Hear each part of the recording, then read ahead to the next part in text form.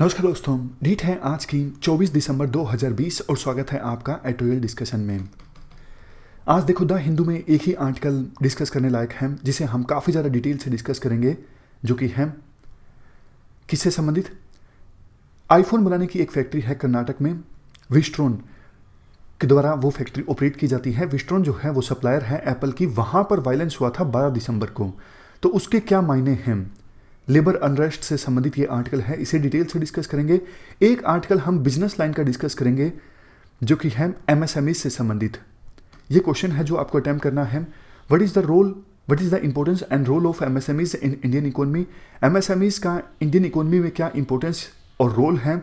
इसके अलावा आपको एमएसएमईज के द्वारा जो चैलेंजेस फेस किए जाते हैं उन्हें भी डिस्कस करना है। 250 वर्ड्स में आपको इस क्वेश्चन का आंसर देना है। चलिए डिस्कशन स्टार्ट करते हैं। फर्स्ट इंपॉर्टेंट आर्टिकल, कर्नाटक में आईफोन बनाने की फैक्ट्री के कॉम्प्लेक्स में हुई वायलेंस की घटना से संबंधित है। आप जीएस पेपर 3 के इस टॉपिक से आर्टिकल को कनेक्ट कर सकते हो। ये सारे एस्पेक्ट्स हम शामिल करेंगे इस आर्टिकल के डिस्कशन में। सबसे पहले बात करते हैं कंटेक्स्ट की। देखो, कर्नाटक के कोलार डिस्ट्रिक्ट में आईफोन बनाने की एक फैक्ट्री है जिसको ऑपरेट किया जाता है विस्ट्रोन कॉरपोरेशन के द्वारा। ये विस्ट्रोन क्या है, ये देखो एप्पल का सप्लायर है। इस प्रकार के 9 सप्लायर्स के साथ एप्पल ने कॉन्ट्रैक्ट साइन करके रखा है। जैसे एक और फेमस सप्लायर है एप्पल का, फॉक्सकॉन। इनका नाम आपने सुन रखा है। कब सुना था? आपको याद होगा जब हमने प्रोडक्शन लिंक्ड इंसेंटिव स्कीम के बारे में डिस्कस किया था, तब इनका नाम आया था। इस स्कीम के तहत बेनिफिशरीज के रूप में इनको चुना गया है, फॉक्सकॉन विस्ट्रोन। देखो होता क्या है, मान लीजिए एप्पल ने काफ़ी रिसर्च करके आईफोन 12 का मॉडल डेवलप कर लिया, तो एप्पल क्या करेगा, एसेंशियल कंपोनेंट्स दे देगा विस्ट्रोन को या फिर फॉक्सकॉन को और बोलेगा कि आप आईफोन की फाइनल असेंबली करके हमें दे दीजिए, उस आईफोन को हम बेच देंगे। तो आपके मन में आया होगा एप्पल खुद ये काम क्यों नहीं करता। एप्पल को लगता होगा कि इतने सारे परमानेंट एम्प्लॉयज़ रखने पड़ेंगे, ज़्यादा तामझाम होगा, इससे अच्छा हम ये काम कॉन्ट्रैक्ट पे दे देते हैं, जबकि खुद फोकस करते हैं रिसर्च पे। इसलिए शायद एप्पल जो आईफोन मैन्युफैक्चरिंग का काम है, यानी फाइनल असेंबली का जो काम है, वो सप्लायर को दे देता है। और ये जो सप्लायर होते हैं जैसे विस्ट्रोन, फॉक्सकॉन, इनका ब्रांड नहीं होता। लेकिन ऐसा नहीं है कि सिर्फ ये एप्पल के लिए काम करते हैं, और भी मतलब आपको भी अगर कोई चिप बनवानी है, आपने डिज़ाइन तैयार करके रखा है, मैन्युफैक्चरिंग करवाना चाहते हो, तो आप इन कंपनीज के पास जा सकते हो, बोलो कि भाई ये आप हमें मैन्युफैक्चर करके दे दीजिए। तो ये काम होता है इनका। तो विस्ट्रोन सप्लायर चला रहा था आईफोन की फैक्ट्री कर्नाटक के कोलार डिस्ट्रिक्ट में। यहां पर वायलेंस हुआ 12 दिसंबर को। शुरुआत में तो बोला गया वायलेंस में 400 करोड़ से ज़्यादा का नुकसान हुआ है। काफ़ी सारे जो मशीनें हैं उनको नुकसान पहुंचा है, लेकिन बाद में कंपनी के ऑफिशियल्स के द्वारा बताया गया नुकसान सिर्फ 20 से लेकर 50 करोड़ के बीच का है। और वायलेंस इसलिए हुआ क्योंकि उस फैक्ट्री में काम करने वाले जो वर्कर्स थे उनकी कुछ जेन्युइन डिमांड्स थी। देखो, इश्यूज को हम बाद में डिस्कस करेंगे, पहले हम एक केस स्टडी डिस्कस कर लेते हैं, क्योंकि ये फैक्ट्रीज इंडिया में तो अब आई हैं। चेन्नई में भी एक फैक्ट्री है फॉक्सकॉन की और विस्ट्रोन की कर्नाटक में है, लेकिन ये वैसे कंपनी ताइवान की है विस्ट्रोन। ये काफ़ी समय से चाइना में तो फैक्ट्री चला ही रही थी ना। वहाँ से क्या लेसन्स सीखने को मिलते हैं। देखो, पिछले काफ़ी सालों में यूएसए, यूरोप की ये जो कंपनीज हैं, फॉर एग्जांपल एप्पल, इन्होंने अपनी मैन्युफैक्चरिंग को आउटसोर्स कर दिया है डेवलपिंग कंट्रीज में, फॉर एग्जांपल चाइना में। चाइना की पर्टिकुलरली हम बात करें, क्योंकि चाइना में रिफॉर्म्स आए थे, ये 90s की हम बात कर रहे हैं। चाइना में रिफॉर्म्स आए थे। हालांकि देखो, चाइना में रिफॉर्म 1978 से स्टार्ट हो गए थे, इंडिया में 1990-91 में आए थे। लेकिन ग्लोबलाइजेशन एकदम से पीक पे आया 90s में, आप ये बोल सकते हो। तो उस समय बड़ी एमएनसीज को, फॉर एग्जांपल एप्पल को ये लगा कि मैन्युफैक्चरिंग को हम आउटसोर्स कर देते हैं, क्योंकि अगर हम डेवलपिंग कंट्रीज में अपने प्रोडक्ट्स को मैन्युफैक्चर करेंगे तो सस्ता पड़ेगा। इसका कई सारे रीजंस हैं। एक तो देखो, चाइना में चीप लेबर अवेलेबल थी, और ना सिर्फ लेबर चीप थी, बल्कि सप्लाई भी काफ़ी ज़्यादा थी लेबर की। मतलब ऐसा नहीं कि लेबर को ढूंढने के लिए आपको संघर्ष करना पड़ रहा है, नहीं, स्किल्ड लोगों की कमी नहीं थी चाइना में, लेबर सस्ती थी, चाइना की सरकार काफ़ी सारे इंसेंटिव दे रही थी। इसके साथ साथ चाइना में कंज्यूमर की मार्केट भी काफ़ी बड़ी है, पॉपुलेशन चाइना की काफ़ी ज़्यादा है, अभी भी सबसे ज़्यादा लोग चाइना में ही रहते हैं। और उसके बाद 2001 में इवन चाइना भी WTO का मेंबर बन गया। तो इन सब पॉइंट्स से उत्साहित होकर बड़ी MNCs ने अपनी फैक्ट्रीज इस्टेब्लिश की चाइना में। इसी वजह से चाइना आज के समय में आप कह सकते हो ग्लोबल हब है मैन्युफैक्चरिंग का। शुरुआत में तो चाइना के साउदर्न कोस्ट पर फैक्ट्रीज इस्टेब्लिश हुई थी, लेकिन धीरे धीरे ये एक्सपेंड हो गई मेनलैंड चाइना में भी। इवन चाइना की लोकल गवर्नमेंट्स के द्वारा इंफ्रास्ट्रक्चर भी काफ़ी अच्छा प्रोवाइड किया गया, क्योंकि लोकल गवर्नमेंट्स में जो ऑफिशियल्स थे उनकी प्रमोशन इस बात पर डिपेंड करती थी कि उन्होंने कितनी इन्वेस्टमेंट इंश्योर की। तो फिर वो बहुत ही ज़्यादा अच्छे ढंग से काम करते थे इन्वेस्टमेंट को अट्रैक्ट करने के लिए और इन्वेस्टर्स को कोई दिक्कत ना आए ये इंश्योर करने के लिए। लेकिन देखो, जैसे जैसे एप्पल का काम बढ़ा और फिक्स टाइमलाइन एप्पल ने रखी कि हम इतने समय में ये प्रोडक्ट लॉन्च कर देंगे, और जब प्रोडक्ट लॉन्च होता है एप्पल का, आपको पता है डिमांड काफ़ी ज़्यादा होती है, तो ये पूरा बर्डन आता है वर्कर्स पर।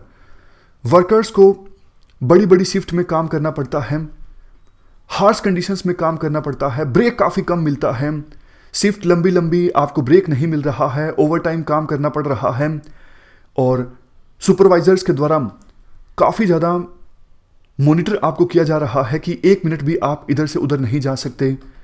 सोशल सिक्योरिटी कोई भी नहीं है। सोशल सिक्योरिटी क्यों नहीं है ये आगे आएगा भी। सैलरी भी आपकी इतनी ज़्यादा नहीं है। तो ये सब चीज़ें देखने को मिली इन फैक्ट्रीज में।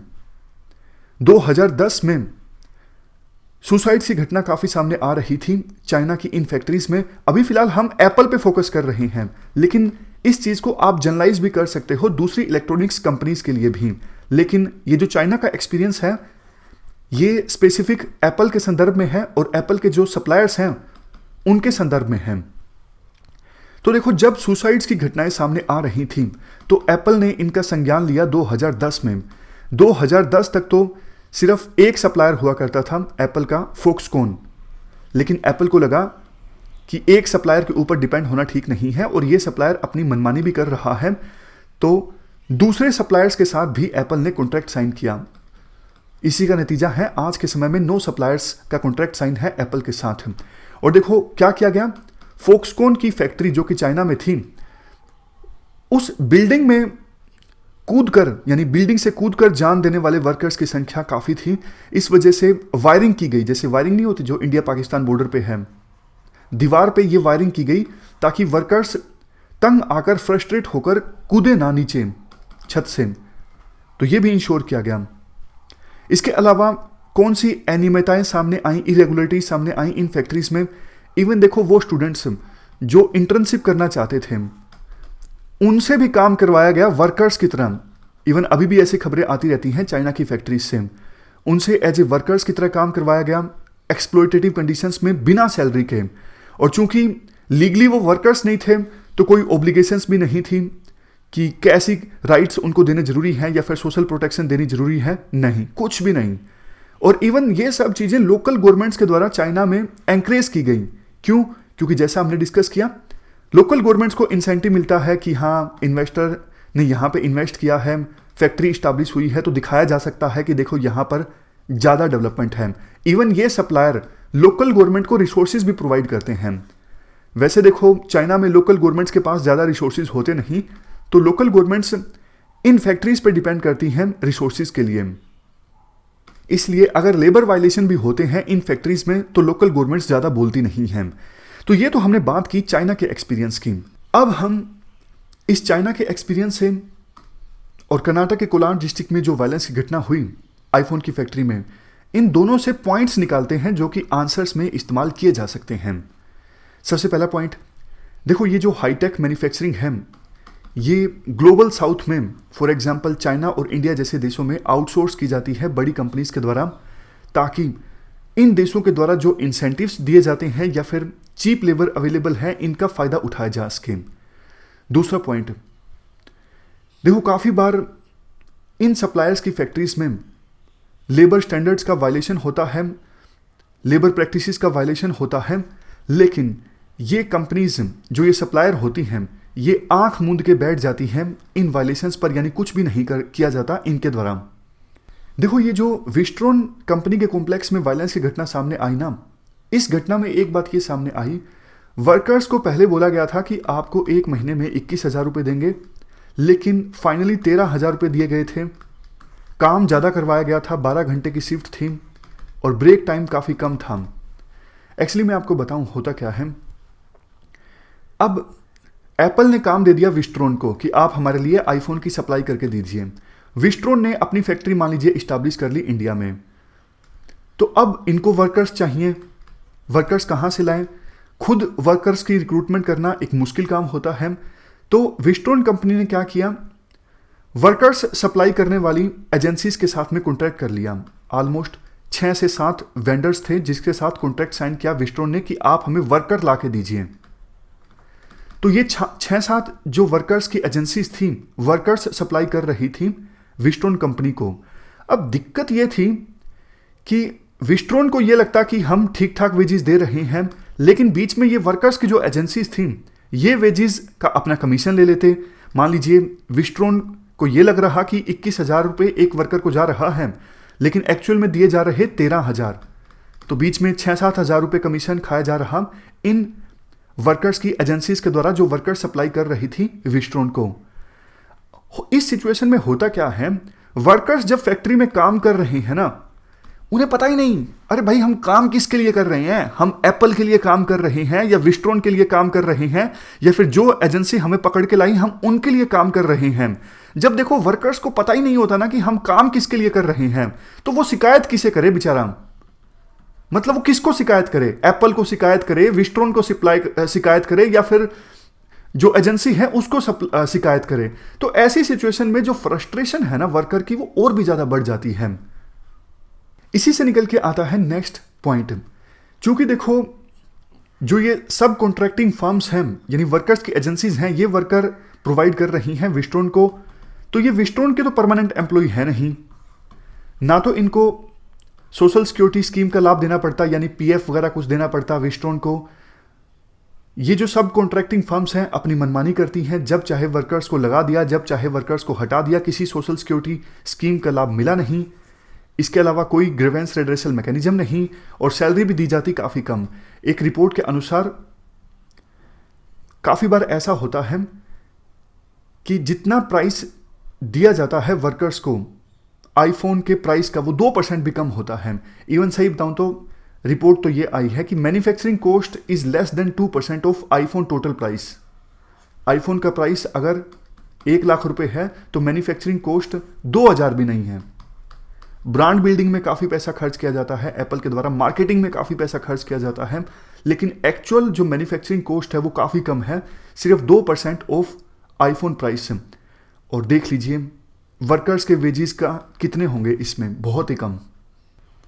नेक्स्ट पॉइंट, देखो ये सब इरेगुलरिटीज होती हैं इन फैक्ट्रीज में, लेकिन जो लेबर आर्किटेक्चर है हमारे देश में वो अच्छा नहीं है। हाल ही में 4 नए लेबर कोड्स आए, तो वो आर्किटेक्चर पहले से ज़्यादा डाइल्यूट हुआ है।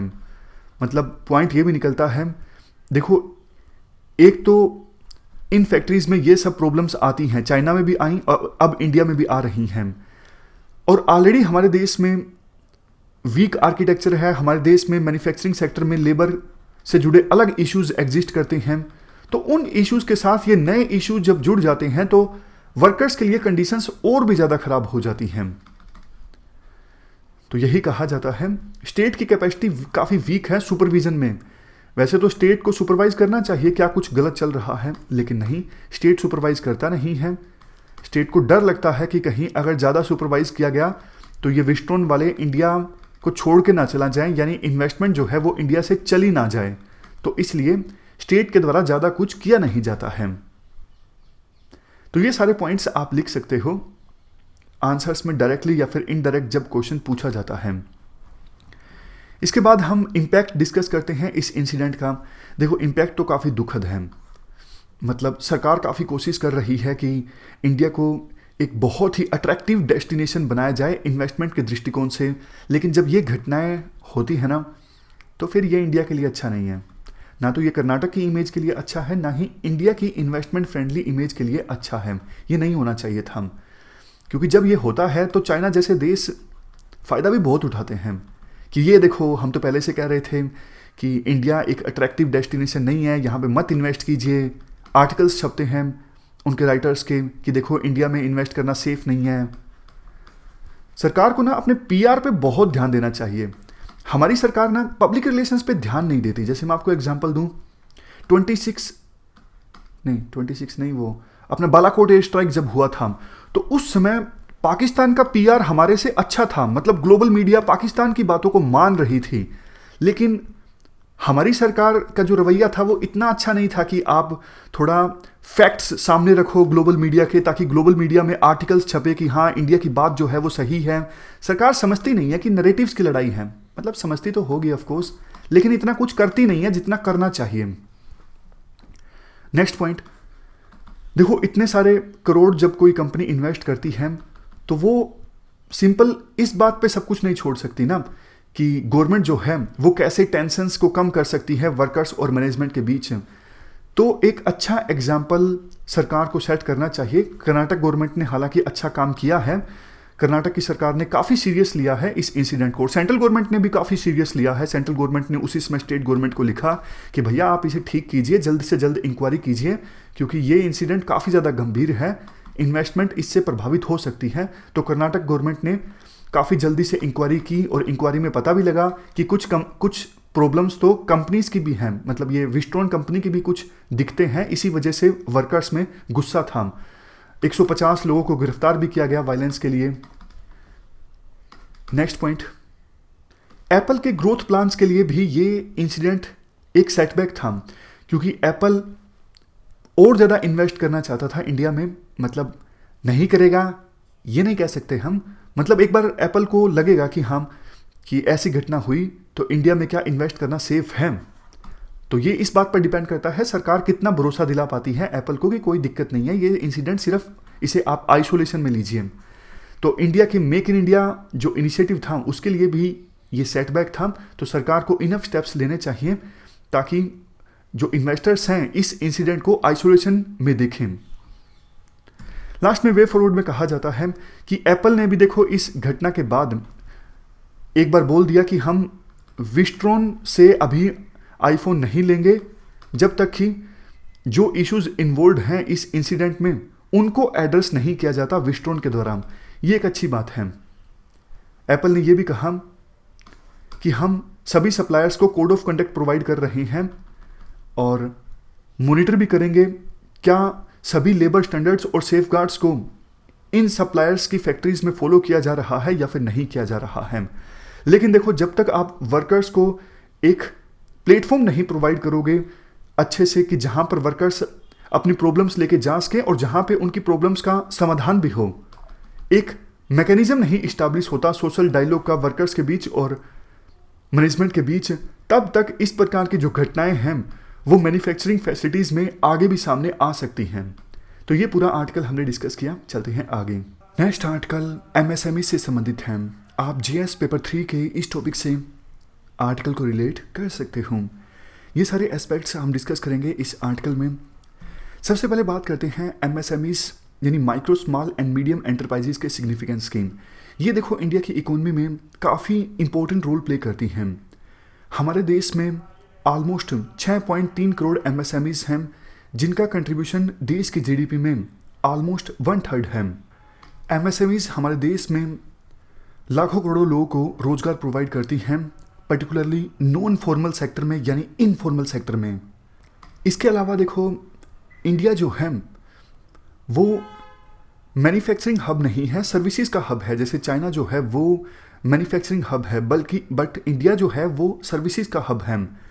तो ऐसी सिचुएशन में एमएसएमईज एक कंपटीशन प्रोवाइड करती हैं इंपोर्टेड प्रोडक्ट्स के बीच और डोमेस्टिक प्रोडक्ट्स के बीच। यानी एमएसएमईज के द्वारा ऐसे प्रोडक्ट्स प्रोड्यूस किए जाते हैं जिनका कंपटीशन होता है इंपोर्टेड प्रोडक्ट्स के साथ। इस वजह से देश जो है पूरी तरह से डिपेंड नहीं होता इंपोर्टेड प्रोडक्ट्स के ऊपर। अब तो देखो सरकार आत्मनिर्भर भारत अभियान पर काफ़ी ज़्यादा फोकस कर रही है। तो ऐसी सिचुएशन में सरकार की इकोनॉमिक और फाइनेंशियल स्ट्रेटजी में एमएसएमईज की जो इम्पोर्टेंस है वो और भी ज़्यादा बढ़ जाती है। क्या हो गया? अब ठीक है।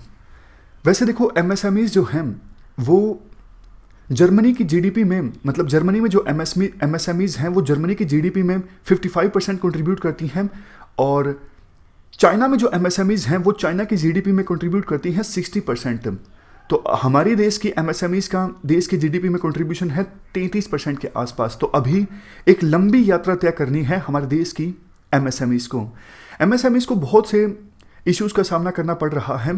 जैसे देखो लॉकडाउन लगने के बाद एकदम से फैक्ट्री के या फिर कंपनी के एंटरप्राइज के शटर बंद हो गए, मतलब सेल बिल्कुल बंद सी हो गई, लेकिन कॉस्ट तो लगती रही ना। एकदम से एम्प्लॉयज़ को हटाया नहीं गया। अगर रेंट पे स्पेस ले रहा था तो उसका रेंट भी दिया गया। यानी काफ़ी चैलेंजेस का सामना करना पड़ा इस लॉकडाउन की सिचुएशन में एमएसएमईज को। और देखो ज़्यादातर हमारे देश में जो एमएसएमईज हैं वो नॉन बैंकिंग फाइनेंशियल कंपनीज या फिर माइक्रो फाइनेंस इंस्टीट्यूशंस पर डिपेंड करती हैं अपनी फाइनेंशियल नीड्स की पूर्ति के लिए, क्योंकि बैंकिंग सेक्टर से उन्हें काफ़ी कम लोन मिलता है।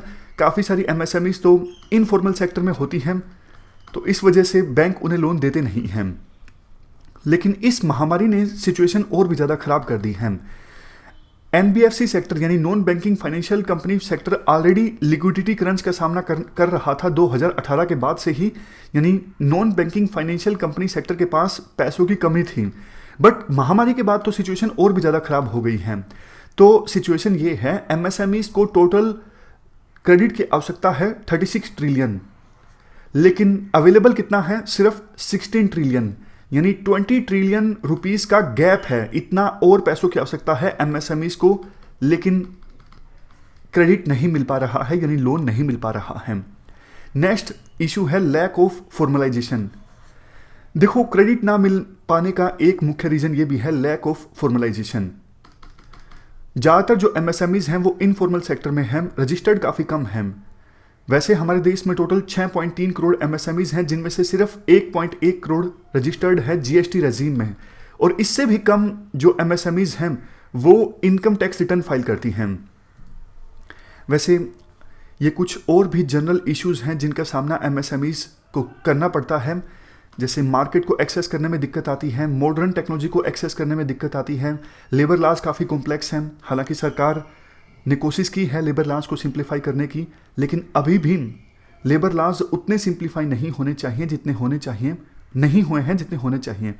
इसके बाद लैक ऑफ फाइनेंस, जो हमने डिस्कस किया, फाइनेंस नहीं मिल पाता, स्किल डेवलपमेंट और ट्रेनिंग नहीं मिल पाती एम्प्लॉयज़ को अच्छे से, तो इसलिए काम करने में एफिशिएंसी और प्रोडक्टिविटी कम आती है।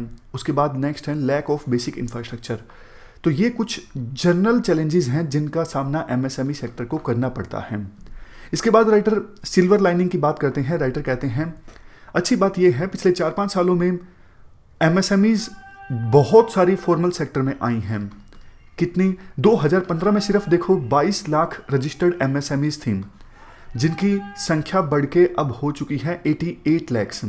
सरकार ने जो ईज ऑफ डूइंग बिजनेस के लिए काफ़ी सारे स्टेप्स लिए हैं, तो उनका ये नतीजा है कि ज़्यादा एमएसएमईज अब रजिस्टर्ड हैं। इसके बाद देखो डेटा डेमोक्रेटाइजेशन। देखो अब तो आपको पता है बहुत सारी पेमेंट ऐप्स आ गई हैं जिनका इस्तेमाल किया जाता है इवन एमएसएमईज के द्वारा भी। तो इससे एमएसएमईज संबंधित डेटा कलेक्ट करने में काफ़ी सुविधा हो रही है। तो इस डेटा कलेक्शन की सहायता से अंडर राइटिंग को काफ़ी अच्छे से यूज़ किया जा सकता है। अंडर राइटिंग का क्या मतलब होता है? जब देखो कोई बैंक या investment banker for example guarantee देता है कि भाई आप इस फर्म को, इस फैक्ट्री को लोन दे दीजिए, अगर फेल हो जाता है ये फैक्ट्री, कोई रिस्क है तो उसकी गारंटी हम लेते हैं। ये मतलब होता है अंडर राइटिंग का। तो जो डेटा अब एमएसएमईज का इकट्ठा होगा उसकी सहायता से अंडर राइटिंग के नए नए मॉडल्स खोजे जा सकते हैं और एमएसएमईज को लोन अवेल करने में आसानी होगी। अब इसके बाद कुछ सजेशंस देते हैं राइटर। सबसे पहला सजेशन तो ये है कि गवर्नमेंट को एक इंडिपेंडेंट बॉडी इस्टेब्लिश करनी चाहिए जो एमएसएमईज को कंसल्टेंसी सर्विसेज प्रोवाइड करे, उनको एडवाइस करे, ताकि वो इस नए डिजिटल वर्ल्ड का सामना कर सकें, इस नए डिजिटल वर्ल्ड में जीत सकें। Next, labour laws. Labour laws जैसा हमने डिस्कस किया, हालांकि देखो सरकार ने कोशिश की है लेबर लॉज को सिंप्लीफाई करने की। पहले 44 लेबर लॉज थे, अब सिर्फ 4 रह गए हैं। बट एमएसएमईज की ग्रोथ के लिए अभी भी ये लेबर लॉज कंड्यूसिव नहीं हैं। लेबर लॉज देखो ऐसे होने चाहिए जो एक राइट बैलेंस इस्टेब्लिश करने का काम करें, जिनसे ना सिर्फ एमएसएमईज की ग्रोथ हो बल्कि वर्कर्स के राइट्स भी इंश्योर हों। नेक्स्ट सजेशन, देखो वैसे सरकार ने ईज ऑफ डूइंग बिजनेस पे काफ़ी ज़्यादा फोकस किया है, बट अभी भी कंप्लायंस कॉस्ट एमएसएमईज की काफ़ी ज़्यादा है। एमएसएमईज को काफ़ी कुछ कंप्लाई करने के लिए बोला जाता है, आप रिपोर्ट कीजिए, काफ़ी कुछ अप्रूवल लेना पड़ता है। तो इन कंप्लायंस रिक्वायरमेंट्स को कम किया जाए। बताओ कौन सी सब्जी लेनी है आपको। ये कुछ और जनरल सजेशंस हैं जिनके बारे में आप लिख सकते हो, जैसे टैक्स रिफॉर्म्स आने चाहिए, industrial training institutes and management schools establish हों, एमएसएमईज को हेल्प मिले इनसे, R&D का promotion, e commerce and marketing को प्रमोट करना एमएसएमईज में, डेटा डेमोक्रेटाइजेशन, फॉर्मलाइजेशन, ये सब भी आने चाहिए। कंक्लूजन में कहा जाता है इंडिया की रिजिलियंट नेशनल इकोनॉमी में एमएसएमईज बैकबोन का काम करती हैं, तो इनकी डेवलपमेंट काफ़ी ज़्यादा ज़रूरी है देश की डेवलपमेंट के लिए। वैसे गवर्नमेंट ने काफ़ी सारे स्टेप्स लिए हैं, काफ़ी सारी स्कीम्स भी चलाई हैं एमएसएमई सेक्टर के लिए, लेकिन अभी भी करंट इन्वायरमेंट में सरकार को और भी काफ़ी सारे स्टेप्स लेने की आवश्यकता है, जो कि हमने इस आर्टिकल में डिस्कस किए। तो ये पूरा आर्टिकल हमने डिस्कस किया एमएसएमईज से संबंधित। हमारी आज की इस डिस्कशन में इतना ही है। Thank you very much for discussion.